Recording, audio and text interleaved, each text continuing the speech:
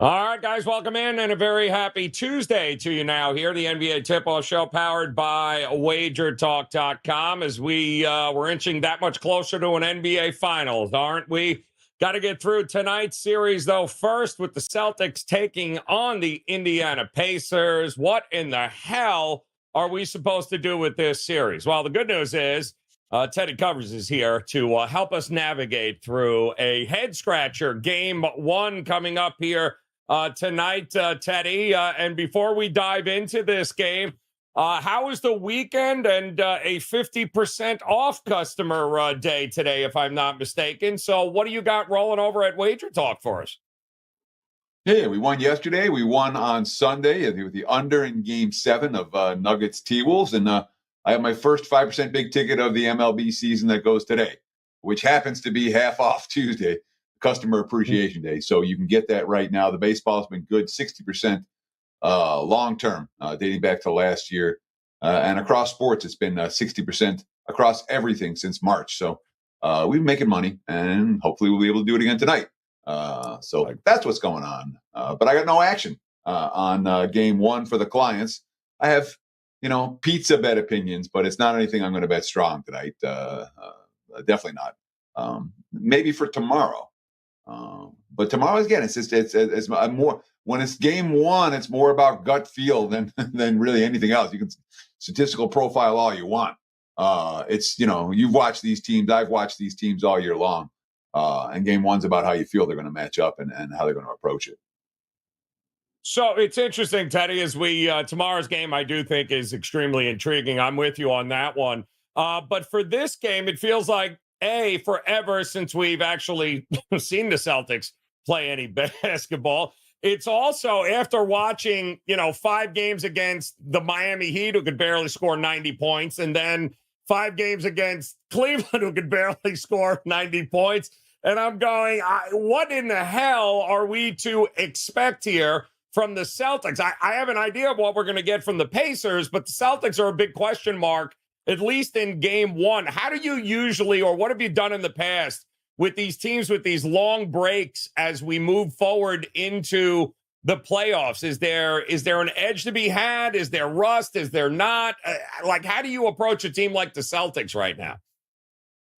So the Celtics had 6 days off between the end of the regular season and their first round game against Miami. And they won. They were 14.5-point favorites, and they won by 20. All right.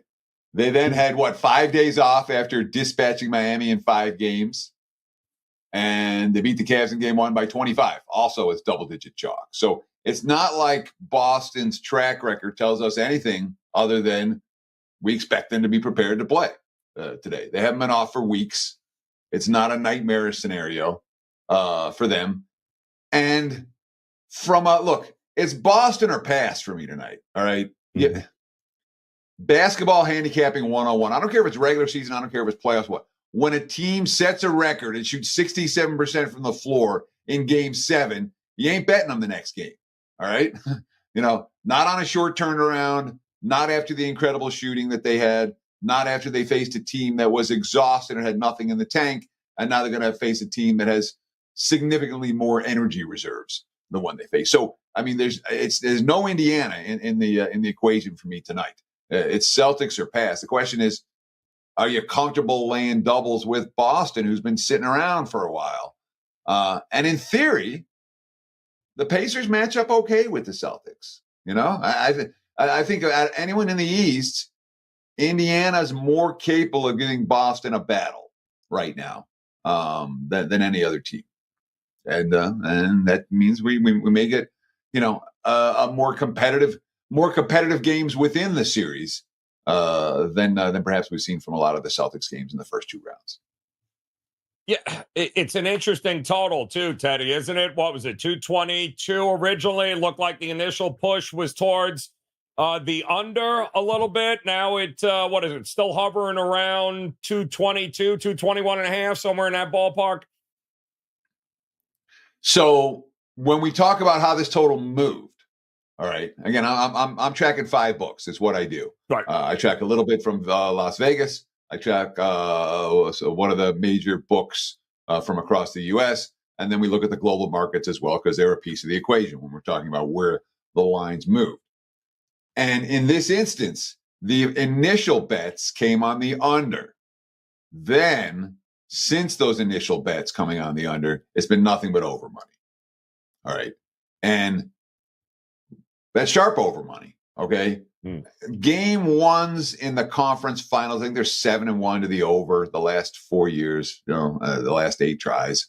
That's certainly something. As series progress, we expect more unders early on in series, especially after facing some really offensively limited / bogged down opponents. They're expecting a little pace here. And the regular season meetings show that they should expect pace here. But I'm not putting a whole lot in the regular season meetings at this stage. Regular season was 1,000 years ago. Nonetheless, there is clear market support for the over. The trend has been over, and Indiana hasn't really shown a lot of signs in the games where they were where the Celtics were healthy of shutting Boston down. That being said, I was talking on WagerTalk today this morning, Joe, and saying about, and I was listing the order of the sports that I respect the sharp money in, and NBA was at the bottom of the list. It's one thing. Look, if you see a total move on a Cleveland Milwaukee game in January overnight, hey, you pay attention to that.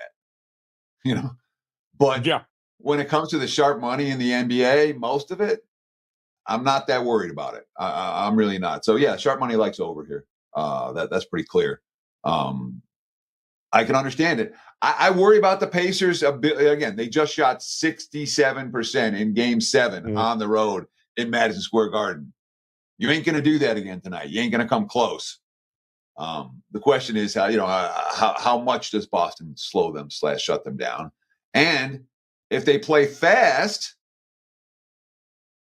which the Celtics can play fast. The Celtics like to play fast. They have no problem running up and down.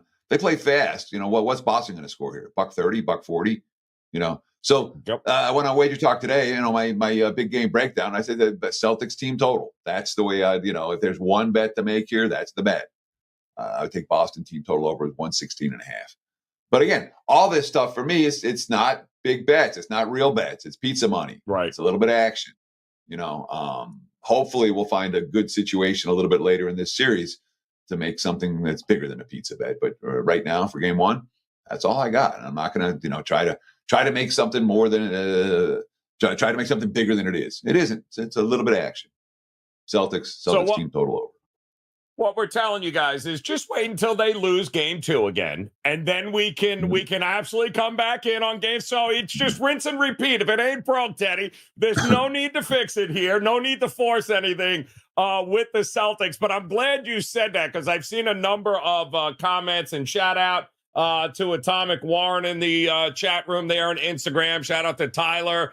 John Divided Don't Hide It. Finley back in action here. Tyler's here.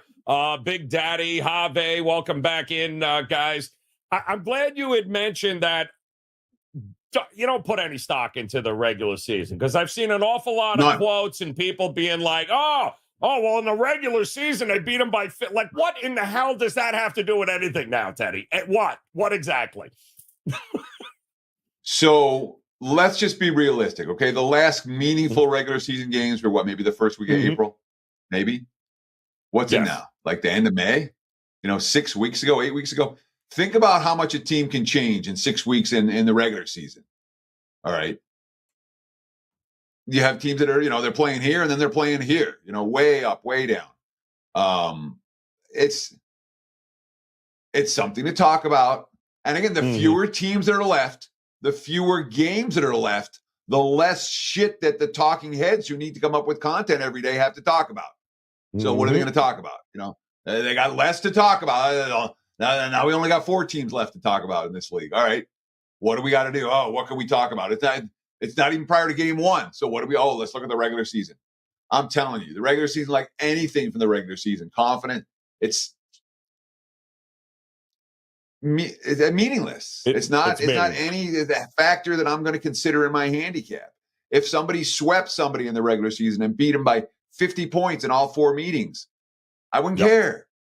And we don't have anything like that, for this. So I'm trying to handicap the two teams right now in their current form right now, what happened in January? You know, they played 2 games in a row or something in January, and Tatum and Brown, Indiana bombed them, or Boston bombed them the first night, and then Tatum and Brown sat the second night. I mean, no, it doesn't, Yes. Not for me anyway. Everyone handicaps their own way. Everyone has their own methodology, and if everyone handicapped the exact same way, there'd be no markets. So I get it. Yeah. The people want to look at things in different ways, but for me, the regular season is. Have I said it strongly enough for you, Joe? I'm hoping that people in the cheap seats can hear it, because if I'm not mistaken, I don't even think Siakam was there for half the games in which they played. So what the hell? It's not even the same team. Was he there for any of them? No, I think one. I think one, but it didn't mean anything. He was hurt. So Halliburton was hurt for 1 or 2 of them too. He didn't play. Like, what in the hell, guys? Well, this is what I'm waiting for, Joe, because it has to happen at some point. All right, let's just hypothetically say that Indiana wins game 1 and Minnesota win games 1. I'm waiting for the guys to come out and say, "Yeah, the fix is in. The league wants Pacers T-Wolves." Thank you, because you know it too. You know that's coming. You know it's coming here, and that is. And Kelsey's already started day drinking. Shout out, Kelsey. Also, my kind of gaming. Shout out to Teddy. Thanks for the Colorado Rockies insight today. So nice job there, Teddy. You're affecting people across the landscape there. So a big shout out for you. Big Daddy in the house here. I think the big question is,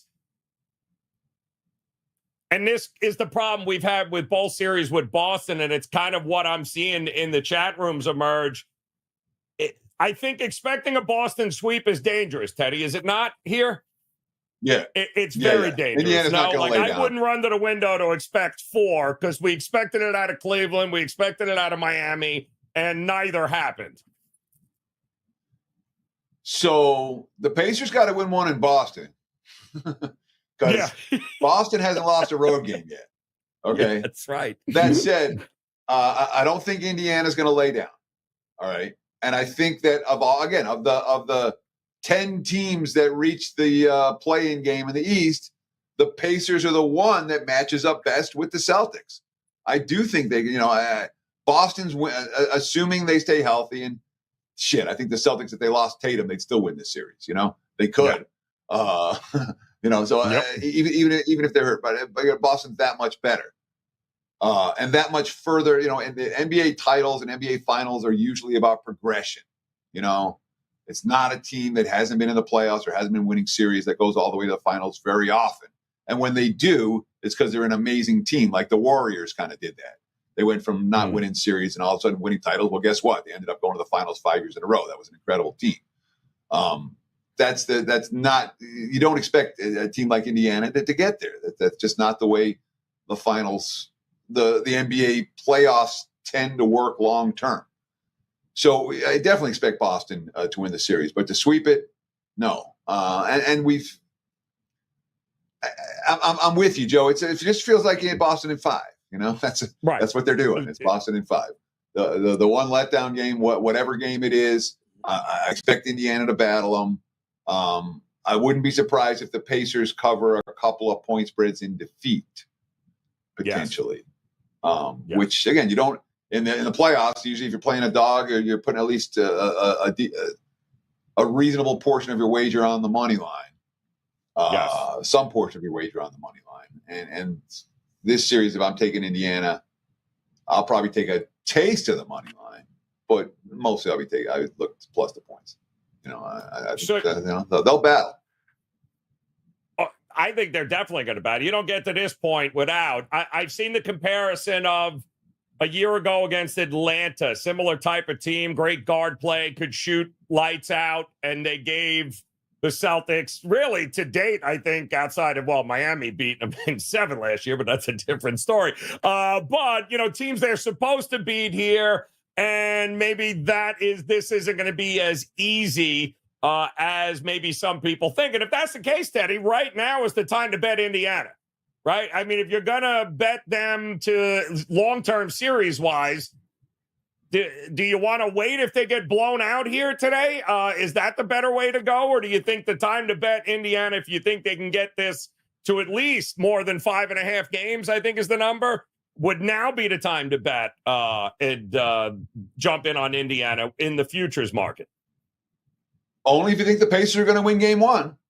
That's one. If you want to bet on the Pacers for this series, if you want to bet the over 5.5 games, these are bets that you're going to make now if you think Indiana's going to win game one.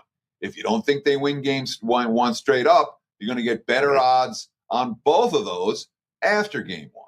So real series price bet right here is, it's not essentially a money line bet on game one, but it kind of is. You know, it last all series. You know, I was lucky with Dallas. I had Dallas against the Clippers in the first round. I bet them before game one, and it was stupid because I didn't want them in game one. I wanted them in after game one. And I was lucky enough to get there, but it wasn't the right way to bet it. I bet it incorrectly. I advised my clients to bet it incorrectly, and that's stupid. That's on me. So, you know, look, doesn't matter how long you've been doing this. It's a humbling business.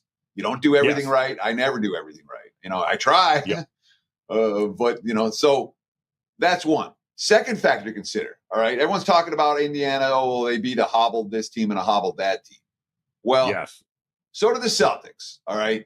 They beat a Heat team without Jimmy Butler and a Cavs team with Donovan Mitchell on one leg. Okay. So, and without Jared Allen. It's the first time either of the two teams are actually facing a healthy opponent. And the fact that Indiana is healthier than anyone that Boston has played yet, in my mind, that is meaningful and impactful, perhaps in some way, and perhaps merits the point spread here being lower. You know, like I said, they were laying 14.5 in game one of the first series and 12.5 in game one of the second series, and here they're only laying 10. They finally found a healthy opponent. Yeah, it's let's not prop up Boston. They're a great team. No Porzingis, but they won't need Porzingis, a lot of people think here, in this series. Regardless, hopefully they'll be able to get him back for whoever it is they're going to face out west in that particular spot here, which should give them certainly maybe more fits than what Indiana is going to do. I'm seeing a lot of guys, Teddy, your opinions on if you think the Celtics are blowout city, getting plus money in the alternate markets, plus 11.5, plus 12.5 at plus money for Boston. What are your thoughts on some of these games that you might think, because it's actually been pretty prevalent in Boston series games here over the first couple where, you know, if you think they're going to win by more than 8, then, yeah, well, why not? How do you approach, or how would you ladder any of those where if you think they're going to win by 9, 10, 11, 12, whatever it may be, is it a smart investment to start looking at the plus money in the alternate markets? So I'll say this. There's going to be a good handful of games in this series and in the other series that are going to come right down to the point spread. All right. And there's likely to be a handful of games that are nowhere near the point spread. All right. The best way I could tell this story is to, I got to give you guys a story. You may have heard it. I tell it every now and again. It has to do with the year that we get that I was a bookie. So I was a bookie in Ann Arbor. We've never been to Vegas. And we gave away 6 points with our NBA teasers because that's what we thought that teasers were, because there were 6 points in the NFL. So we spent a whole year giving 6 points in NBA teasers, and we got a lot of action. Dave Portnoy, that's his start in Ann Arbor, was betting into us way back in the day. True story. Nobody beat us with the extra 2 points all year. You know, they might beat us for a week, but for the full year, there wasn't one person that was able to beat us. And then the next summer we were out in Vegas. We're like, oh, guess what? We're not doing that anymore. Now we, you know. But the extra 2 points didn't matter. The extra 6 points didn't matter in a whole lot of games. So to say you want to look at the alternate markets, I'll say this: there's dumber bets to make. I was hoping you'd tell that story, Teddy. That is outstanding there. Very well done. It's amazing on what's you think or the impression that you get on what may happen and what actually does here. But you've got a game one here tonight. Celtics clearly the favorite. tonight here. I see a lot of, as far as the props go, Teddy, I see a lot of guys rallying around Tatum. Kind of hard to argue there. To me, the big question is, who do you think is going to score in Indiana? And that's really because their numbers are 52.5 in the first half. I think 105.5 in the game. It sounds like you think there's going to be regression here tonight from the ridiculous shooting they just had in a game 7. And if that's the case, we're probably looking at fewer points anyway across the board, because I doubt very much the Celtics are going to take their foot off the gas defensively here. So would you look to fade maybe some of the Indiana guys, or would you look to back some of the Boston guys? So game 1 is a we're going to learn game. All right. Right. I feel confident that Boston is going to push pace on Indiana offensively. I feel confident in saying if you're looking at target player props, some Celtics scores over, no problem. Take your Celtics scores over. I have no issue with that. On the other side of the equation, I really don't know. I don't have a good feel for if Indiana is going to be one of these games where they're going to end up with 92 points, that we've seen here in the postseason. Remember that Milwaukee game? I remember it. Or we saw that in the second series as well, where there were games where the Pacers offense got stuck in the mud, and especially coming off a shooting performance like that, going up against an elite defensive team. I don't know. I think the variance for Indiana tonight is enormously wide. I could see them scoring 92. I could see them scoring 122. So in that situation, I'm not betting props for that team. I don't know what to expect. Let's watch, let's learn, let's see. Celtics props, I'll target. Pacers props, I don't know what to do with.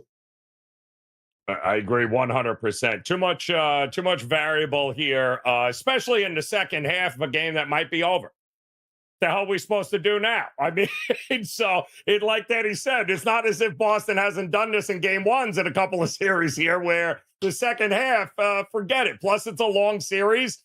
Who knows what Indiana's capable of? But if it is a game at the half, Teddy, and Indiana, and it appears that maybe a little rust is starting to take place here with Boston in the first half, maybe it's a lot closer than anybody thinks. 8 and 6.5, I think, is the first half line. You wouldn't hate anybody looking to back Boston early, right? In the first half as well here, because if they're on. They're going to score 60 plus points in the first half. It's what they do. And don't expect Indiana to give an awful lot of resistance. It's just a matter of whether Indiana can keep pace with Boston is what we're thinking. And again, we worry about the rust factor for the Celtics coming out in the first half. Right. I always worry about that. I do. Which is why if I'm targeting Boston, and I'm much more likely to target full game than first half, just for that factor. But would anyone be shocked if the Celtics are up 20 at the half? No. I'm not going to try. If someone has that opinion, I like Boston first half, I'm certainly not going to try to talk them out of it. Right. Right. I mean, it's not what I bet. Good luck to you if that's what you bet. Yes. Listen, the argument can be made if you're thinking about Indiana in any which way, shape, or form, they better do it early. They better ride that momentum early, because otherwise it's going to be a 20-point game. It's going to be over at half, and that's going to be the end of it. So it's going to be bye-bye and lights out, and then we're all going to look to game 2 for the Celtics to do what they usually do, which is get very comfortable after blowing them out in the first game, take their foot off the gas, and then we'll look to absolutely retire in game 3 on Boston Celtics. So it should be a lot of fun there. A quick look ahead. You had mentioned, Teddy, it sounds like you thought the next series is going to be very interesting here. I would venture to say we probably think this is a longer series than what we're going to get from Boston and Indiana. Do you think 6-7 games, or do you think there's a chance of I lay a game and a half? That the Mavs T-Wolves would be longer than the Celtics Pacers. Absolutely. A game and a half's rough though, because if we think Indiana's going 5, then this one's got to go 7 in order to cash the over 1.5. But on the other hand, if the Celtics sweep them, we were shy on the Celtics sweep.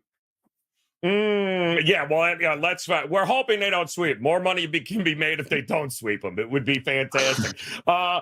Teddy, from what you've seen East-West right now, obviously the front runners we know.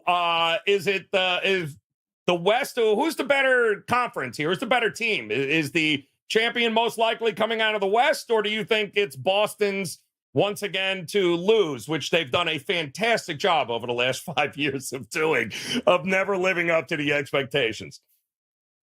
You can go back. I mean, I'm not sure exactly when I started calling for Boston as the champions, but it was pretty early this year. Yes, it was. Yep. Well before the All-Star break. I think Boston's the best team. All right. Me too. Yep.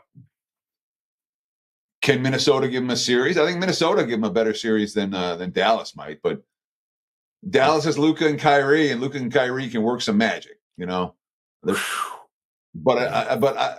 I don't think that duo. I don't think Dallas can beat Boston. I don't think Minnesota can beat Boston. But I would think the T-Wolves will give them a better series. I think the future market says that as much, don't they? Pretty much here. The future market and all the prices are telling you the Celtics are without a doubt the better team. Isn't it kind of crazy how the West was built and how no other team really built like this, like the Celtics, and with what they have and how they play the game? They're very unique, and they're the best the East has. But it's interesting what the West has put together. Is it not, Teddy? The West has been the better conference for 25 years now? Yeah. It hasn't changed. Feels like. Yep. It has not changed. Better coach? That's the other one. Who do you give the coach? Finch? Or have you been impressed with what Jason Kidd has done with this team? Because I always thought he was a crap coach, but I mean, I've been really impressed with what Jason Kidd has done with this team. Whoo! Better Missoula, coach. not so much. Well, I mean, so is Rick Carlisle the best coach standing? I mean, I don't know. That's a good point. That's a good point. Yeah, I think he's done a good job with the young talent. I think he's done a pretty good job. I thought that was always the rub on him. He outlived his worthiness in Dallas there, and then I think he's done a pretty good job here with the young talent in Indiana. I still don't think Missoula has a clue as to what the hell he's doing. He's just got ridiculous amounts of talent on him. Either way, I think the coaching edge is going to be with whoever comes out of the West. No, not in a significant way. I mean, not anything where like this guy's bet against, this guy's bet on. I'm not going to make a bet because I like one coach more than the other. But it is worth noting this point. So what did we see in the World Series last year? We saw Arizona and Texas. Two random teams that weren't that good that all of a sudden got hot at the right time. In the NBA, that never happens. Nope. The NBA playoffs are chalk, year in, year out. It's one of the best teams in the regular season, and one of the teams that's been near the top that goes on to win it all. And usually it's the healthiest one. It's not a and this is the round where the bigger dogs go to die, which is why nobody expects Indiana to win this series. Yeah, and with good reason here, guys. Big Daddy shout out 5.5 Boston earlier today. Now it's 6.5 in the first half is what it looks like in that one there. A lot of people looking to fade Al Horford here today. A lot of guys looking to go 10.5. I mean, the Al Horford fade is on apparently in the chat room. Nobody is interested in getting behind Horford at all. At what is he, 38? 30? I mean, he's been around forever, Teddy. How long has he been around now?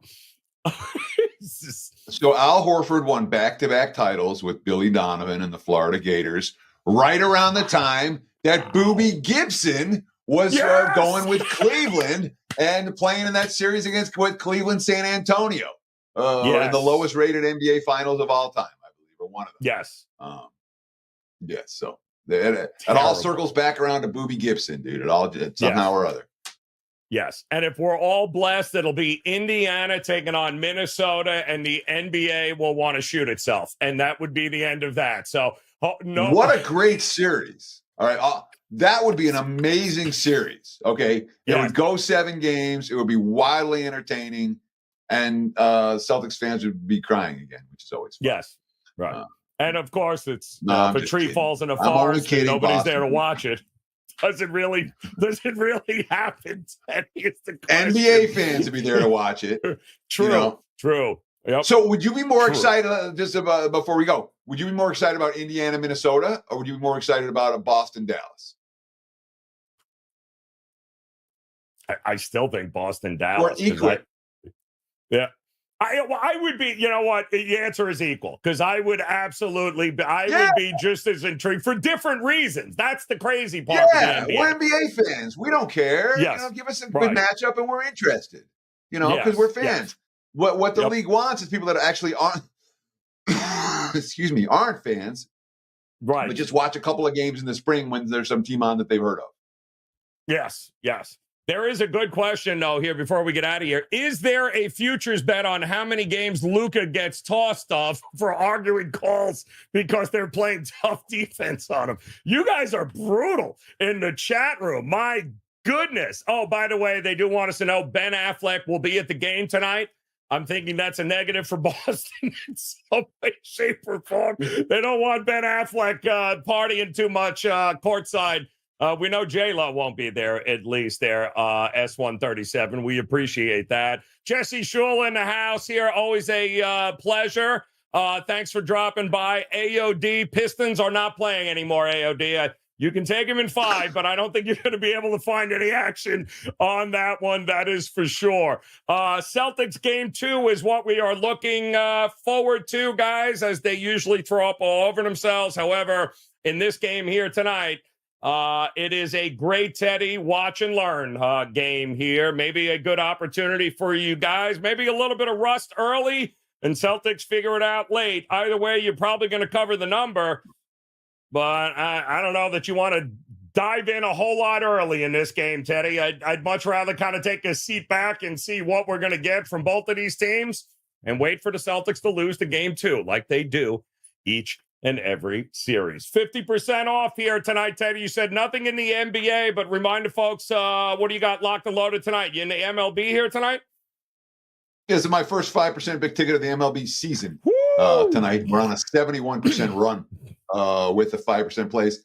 And it's honestly a record I'm proud of, Joe. You know, I got a couple long-term records I'm proud of. And I've hit, I think, 62% with the 5% big ticket plays since 2021. Steady, long-term success. I think today's it was really underpriced this morning. It's an MLB favorite, so there's a little bit of chalk delay, but I think it wins, and I think it wins easily. You can get it now half off. First one of the season, WT.buzz/TC. 50% off, guys. Go grab that first 5% best bet of Teddy's here tonight in the MLB. Kelsey is so positive Boston's going to win. He's calling for Boston in 3. I'm not quite sure that's how it works, Kelsey, but that's the day drinking kicking in, brother. We absolutely appreciate it.